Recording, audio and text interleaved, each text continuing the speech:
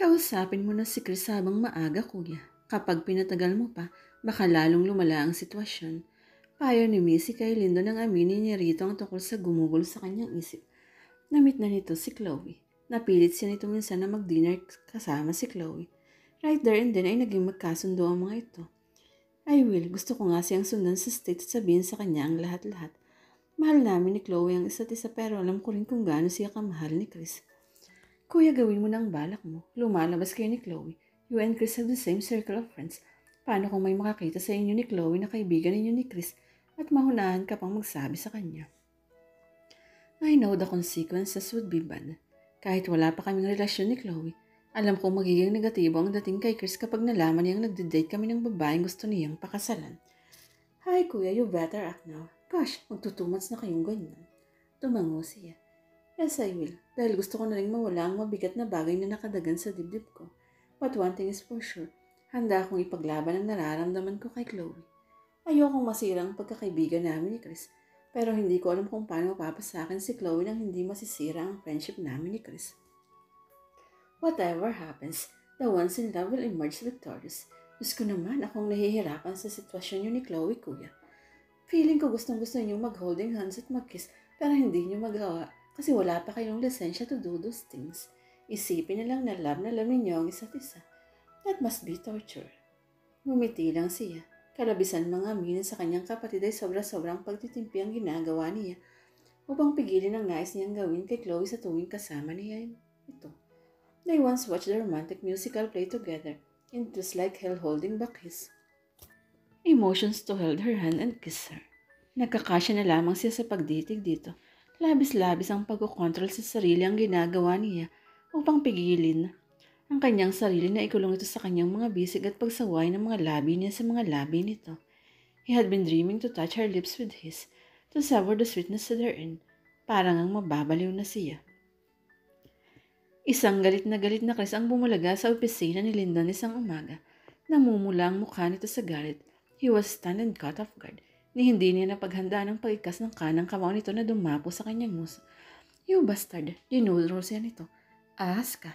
Chris, ikaw pa lang dahilan kaya umurong si Chloe sa pagpapakasal sa akin. I'll explain prior. Hell, I don't want to hear your explanation. Kahit nasa Amerika ako, nag-hire ako ng investigador para subaybay ng mga lakad ni Chloe. Hindi ko akalain na ikaw pang matalik na kaibigan ko ang susunod sa babaeng mahal ko. Tumayo siya. Para I need to explain. Dinuro uli siya nito. I don't wanna see your face again. Dapat pala hinayaan na kitang matuklaw ng ahas noon dahil isa ka rin palang ahas. Yun lang at tumalikod na ito at pabagsak na isinara ang pinto ng kanyang opisina. Naiwan siyang gulong-gulo ang isip. Nasa bunot ng mga daliri niya ang kanyang buhok. He knew he just lost his best friend. Kapag kuwan ay naalala niya si Chloe, makapuntahan ito ni Chris at kung ano ang gawin nito.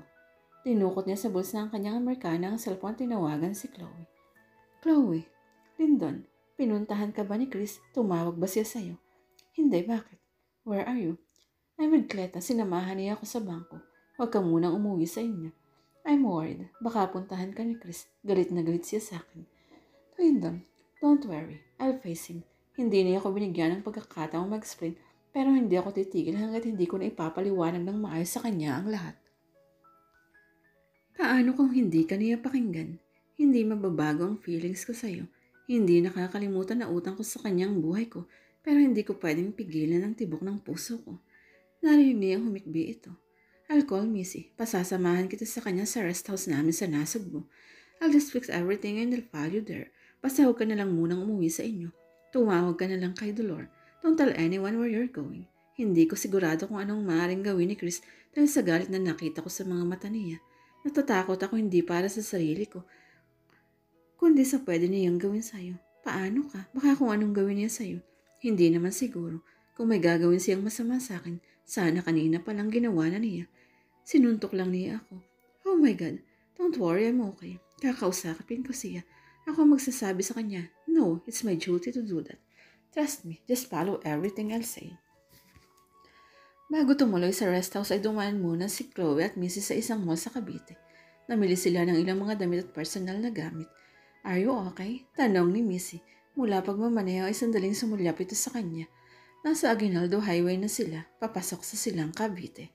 Nangangamba pa rin siya. Panay ang pisil niya sa kanyang kamay. Nanlalamig siya. She was so rattled. Baka kung ano ang mangyari kay Lyndon. Kinakabahan ako, Missy. Pag-amin niya. Huwag kang mag-alala. Kilala ko si kuya. Kayang-kaya niya yun. Paano kung saktan uli siya ni Chris? Sinuntok na nga raw siya kanina. Hindi naman siguro magpapadehado si kuya. Gusto kong tawagan si Chris pero binaliwala ako ng kuya mo. Ipina-off niya ang cellphone ko. Which is the right things to do. We can't do anything but pray. Iyon na nga lang ang maaari niyang gawin. Sobra-sobrang kabang naghahari sa kanyang puso. Alam niyang hindi madaling tanggapin para kay Chris na mamahalan sila ni Lyndon. Kahit sabihin pang wala pa silang formal na unawaan, ganun pa rin ang suma niyon. Pinasubaybayan nga raw siya ni Chris sa isang private investigator para natural lamang na makarating dito ang pagkikita at pagdidate nila ni Lyndon. She had no regrets though. Ng mga sandaling kasama niya si Lyndon ang pinakamasayang sandali sa kanyang buhay. Ang pinagsisisihan lamang niya ay ang bagay na kailangan pang may masagasaan at mataktan para mabigyan ang ibinubulong ng kanilang mga puso. She had never been in love. Ngayon pa lang, kay Lyndon. Kung wala itong kaugnayan kay Chris, wala na sanang problema. Alam mo sis, dapat kalimutan mo muna ang problema. Pukaw ni Mrs. sa panahihimik niya. Ipanatag mo ang loob mo. Relax. Kinapakabahan talaga ako eh. Naku, pag pinairal mo ang nervyos, baka atakihin ka sa puso. Hindi ka ba natatakot para sa kuya mo? Siyempre natatakot din ako. Pero ang sabi ko nga sa'yo, kuya knows what to do. Naunlahan lang siya ni Chris. He has plans of going to the States to talk first about you and him.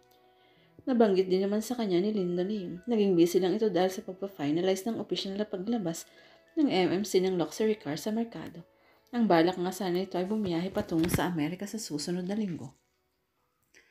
Isang oras pa at nakarating na sila sa kanilang destinasyon. Maganda at tahimik ang rest house ni Lyndon. Malapit iyon sa dagat. Pero kahit gano'ng katahimik ang lugar, hindi matahimik ang kalooban ni Chloe. Nakatunghay siya sa kagaragatan habang si Miss ay abala sa paghanda ng pagkain. Katulong nito ang caretaker ng rest house. Sislika, nakain na tayo. Yaya nito sa maya. Kanya maya-maya. Hindi pa ako nagugutom. Ano bang hindi? Mag-alas 4 na ng hapon. Ang sabi mo kanina hindi ka nag-lunch. Hinila si nito at pinapo sa mesa. Nilagyan nito ng kanin at ulam ang plato niya. Kain na. Masarap yung sugpo. Sariwa. Missy, tawagan kaya natin si Lyndon. Kumustahin natin siya. Huwag na. Sundin na lang natin ang sinabi niya. I'm sure he'll be here in any minute. Paano ka na kasi siguro? Di bang sabi niya, ano man ang kahihinatnan ng pag-uusap nila ni Chris ay darating siya rito. Eh paano nga kung may mangyaring masama sa kanya? She was beginning to be a little bit hysterical. Pinisil nito ang isang kamay niya. You really love my brother. Huwag kang mag-alala. Hindi hahayaan ng Diyos na may mangyaring masama sa kanya. Aba naman alam yata ni Lord na ngayon lang na in love ng todo si kuya. Kaya napababayaan ba naman niya si kuya? I really can't help it, Missy. Natatakot ako. Hindi niya napagilan ang pag-iinit ng kanyang mga mata. Nilapitan siya nito. Tama na yan. Ibinilin ka sa akin ni kuya. Magagalit yun sa akin kapag pinabayaan kita. Pinahid niya ang mga luha sa sulok ng kanyang mga mata. Pinilit niyang umiti. Pinahahanga mo ako. Masyado kang strong. Na-train kasi ako ni kuya. Pareho natin siyang mahal at walang mangyayaring masama sa kanya, okay? Tumango siya. Okay, kain ka na pagkatapos natin kumain, maligo tayo sa dagat para ma-relax ka. Tumango uli siya at nagsimula ng kumain. Hindi nakatulong ang isang oras na paglulunoy sa dagat para mawala ang uneasiness ni Chloe. Hanggat hindi niya nakakaharap si Lyndon ay nasisigurong walang masamang nangyari dito, ay hindi siya mapapanadag. Pasado alas 7 na ng gabi, nasa loob na siya ng kwartong nakalaan para sa kanya. She was very disturbed. Nakauna ang cellphone niya pero hindi pa rin tumatawag si Lyndon. Kung magdamag na wala siyang balitang matatanggap, magdamag siyang hindi makakatulog. Kapag gawa niya napapitlag siya nang biglang mag-ring ang kanyang cellphone. Si Cleta ang tumatawag. Hello? O anong balita? Tanong agad nito. Wala pa, hindi pa dumarating si Lyndon dito. Wala ka bang balita riyan? Sus naman to, saan ako hagligilap ng balita rito? Tumawag ako sa inyo, ang sabi ni Dolor ay hindi naman daw nagpunta ron si Sir Chris. Hindi rin daw tumawag. Sa office naman hindi rin nag-report si Sir Chris. Mamamatay na ako sa nervous, Cleta. Ang haba talaga ng hair mo, best friend. 2 lalaki ang nagpapatayan alang-alang sa kagandahan at alindog mo. Iba ka. Cleta naman eh. Abay bakit? Totoo naman ah. Daing mo pa ang Diyosa ng kagandahan. 2 nagagwapuhang lalaki ang nahihibang sa'yo. Cleta, please. Pinapagaan ko lang ang dibdib mo. Basta kapag may nabalitaan, katawagan mo agad ako. Oo ba? Tatawag agad ako sa'yo kapag may flash report sa TV na may dalawang gwapo at mayamang businessman na nagbarilan dahil sa pag-aagawan sa'yo. Greta, biro lang. O siya, hayaan mo. Babalitaan agad kita kapag may nasagap akong balita. Pero Diyos na mahabagin, saang radar naman kaya ako kukuha ng balita? Napahugot siya ng malalim na hininga. Pinindot na niya ang end close button ng kanyang cellphone. Maya-maya ay pumasok si Mrs. sa kanyang kwarto. Are you okay? Tanong nito. Kain ulit tayo. Umiling siya. Busog pa ako. Kunti lang nakain mo kanina ah. Okay na yun. Ipagtitimpla kita ng gasas. Missy, huwag mo akong intindihin. Okay lang ako. Kung gusto mo, sasamahan na lang kitang kumain. Marami akong nakain kanina, ikaw ang inaalala ko. Pinilit niyang ngumiti. I'm really okay. Sigurado ka. Magpapahinga na ako. Tumango siya. Okay. Lumapit sa kanya at pinisilang isang kamay niya. Huwag ka nang mag-alala. Baka mamaya tumawag ang si kuya. Hunos baka papunta na yun dito ngayon. Nagbugas siya ng hangin. Sana nga. Ngumiti ito. Nang makalabas na ito ng kwarto ay pumikit siya at nasal. Ipinadagdasal niya ang kaligtasan ni Lyndon. Kahit paano ay gumana ang kanyang pakiramdam. Sa kabila niya na hindi pa rin siya nakatulog. Kinuha niya ang librong ipiniram sa kanya ni Missy. It was an inspirational book. Binili nito yun sa bookstore sa mall na dinaanan nila. Believe in your heart ang pamagat ng libro. Nabasa niya raw ng kapag naniwala raw ang isang tao sa dikta ng puso nito, matutupad ang nais mangyari ito. Pasado 1:00 na ng umaga nang hilahin siya ng antok. Ipinatong niya ang libro sa ibabaw ng kanyang tiyan. Unti-unting gumana ang kanyang pakiramdam hanggang sa nakatulog na siya. Chloe. Naalimpungatan si Chloe. Kumurap-kurap siya. Nananaginip ba siya? Totoo bang kaharap niya si Lyndon? Nakaupo ito sa gilid ng kama. Nakangiti. May pasa ang kanang mata nito at putok ang mga labi. Napabalikwa siya ng bangon. Lyndon, ako nga, anito. Hinaplos niya ang pisngi nito. Anong nangyari? Naluluhang tanong niya. I don't know if I could say it's over. Galit na galit pa rin si Chris pero kahit galit siya, ipinaliwanag ko sa kanya ang lahat. Hindi ko alam kung kailan niya matatanggap at mauunawaan ang tungkol sa atin. At least I did what I know is right. Malaya na tayo. Sinaktan ka ba niya? Tumango ito. Hinayaan ko siyang lilis ang galit niya. Ang sabi ko sa kanya, ako na lang ang saktan niya. Huwag lang ikaw. Dahil sabi ko kahit utang ko ang buhay ko sa kanya, hindi ko maipapangakong maiisip ko pa ang bagay na yun kapag may nangyaring masama sa'yo. Pumatak ang mga luha niya. Hinaplos niya ang pisngi nito. Lyndon, I'm hoping that one day he will understand. Sinabi ko sa kanya ang lahat-lahat. Paano kung manggulo pa rin siya? Wala na akong pakialam sa kung ano ang gagawin niya sa mga susunod na araw. Ang pinaka-importante sa akin ngayon ay ikaw at ang pag-ibig ko sa iyo. Pagkasabi niya ay masuyong nilapat nito ang mga labi nito sa labi niya. Napapikit siya. Saglit lang ang halik na yun pero ang kakibat niya na 1,000 laksang kaligayahan. When he broke off the kiss, he gazed at her. Ang tagal kong hinintay ng pagkakataong mahadkan ka. Ako rin, hinaplos niya ang mga labi nito. Masakit ito. I don't care. Muli tumungo ito at inangkin ang kanyang mga labi. Sa pagkakataong ay mas marin at mapang-arok ang halik nito. At kalinsabay ng halik na iyon ay naglakbay ang mga kamay nito sa kanyang katawan. Pag-uway huminto ito sa ginagawa. I'm being fast sorry. Ngumiti siya. Alam ba ni Missy na narito ka na? Tumango ito. Mauuna na siyang umalis. 5:00 na ng umaga. Naghahanda na siyang pabalik sa Maynila. Ha?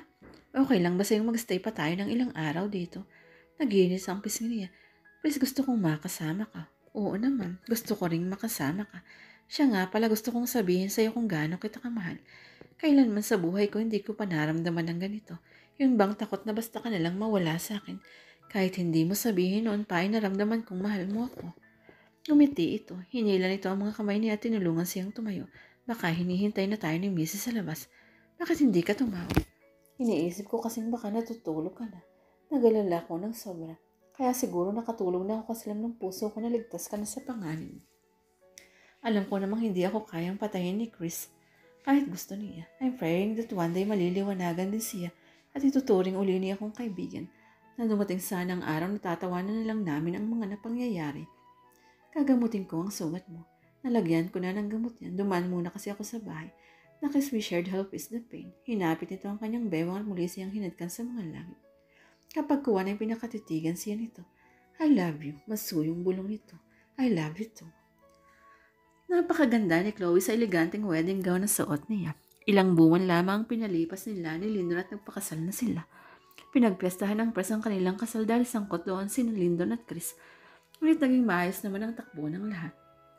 Nasulat pa nga sa diaryo ang tungkol sa love story nila ni Lyndon. Sina Misa at Cleta ang nagbigay ng kanilang istorya sa reporter na iyon. Maligayang daddy niya para sa kanya. Tahimik na itong namumuhay sa Ilocos. Kahit anong pilit niya ay ayaw nitong bumalik sa Maynila. Dadalaw na lang daw ito ng madalas kapag naisilang na niya ang unang apo nito. 2 buwan na siyang buntis. Magpapalipas sila ni Lyndon ng 3 araw sa rest house nila sa Nasugbu bago magtungo sa Europe para sa kanilang honeymoon. Nasa Manila Hotel na sila para sa reception nang makatanggap ito ng tawag sa cellphone nito. Pagkatapos nitong makapag-usap ay abot tenga ang ngiting binalingan si nito. Sino yung tumawag? Tanong nito. Mapapanatang na tayo ng tuluyan. Bakit? Si Chris ang tumawag. Ha? Tanggap na raw niya ang lahat noon pa. Nahihiya lang daw siyang umuwi dahil ayaw niyang humarap sa press at baka nga kung ano-ano ang itanong sa kanya. Pero ang sabi niya kapag umuwi siya ay tatawanan na lang niya kung sakali mang may magtanong pa sa kanya. Inimbita nila si Chris, nagbalik ito sa Amerika pero hindi ito dumalo. Napuno ng ligaya ang kanyang puso. Salamat naman.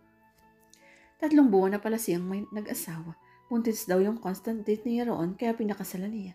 Mahal na rin daw niya yung girl. Isa pa iba raw pala yung pakiramdam magkakaanak na siya. Biniro pa nga ako na baka raw pwedeng ipagkasundo namin ang magiging anak namin. Anong sabi mo? Ang sabi ko mahirap ang unahan ng puso. Hayaan na lang namin kusang umusbong ang pag-ibig sa mga anak natin. Kailan daw siya babalik ng Pilipinas? Sa ladong daling panahon daw. Humihingi siya ng tawad sa mga ginawa niya. Isa sa mga darating na araw ay tatawagan ka raw niya at saka ang daddy mo. Nag-ulap ang mga mata niya. I'm so happy, Lyndon. Ginagap nito ang kamay niya. So am I. Habang buhay ko nang makakasama ang pinakamamahal ko. I never realized it could be this happy and contented. Dinampian nito ng halik ang mga labi niya. Ganoon din ang tungki ng ilong niya. Simula pa lang ito. Nang walang katapusang ligaya mo sa piling ko, Chloe. Ipinapangako ko sa iyong walang araw na hindi ka magiging maligaya sa akin. Talaga kahit pa lumobo ng tiyan ko, kahit hindi na ako sexy, kahit pa maging katulad ka ni Daviana, hinadkan ulit siya nito. Nagpalakpak